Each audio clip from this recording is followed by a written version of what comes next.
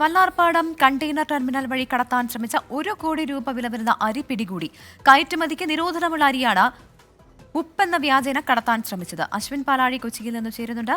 അശ്വിൻ, ഈ കടത്താൻ ശ്രമിച്ച അരി ഏത് വിഭാഗത്തിൽപ്പെട്ടതാണ്?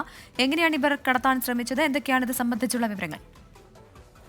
പ്രവിത, UK-യിലേക്കാണ് ഈ അരിക്കടത്തിനുള്ള ശ്രമം നടന്നത്. തമിഴ്നാട്ടിലെ ഒരു സ്ഥാപനത്തിന്റെ പേരിലുള്ള കണ്ടെയ്നറുകളാണ് ഇന്ന് കസ്റ്റംസ് ഇന്റലിജൻസ് പിടിച്ചെടുത്തിരിക്കുന്നത്. 3 കണ്ടെയ്നറുകളായി 1 കോടി രൂപയിലധികം വില വരുന്ന അരിയുടെ ശേഖരമാണ് കണ്ടെത്തിയത്.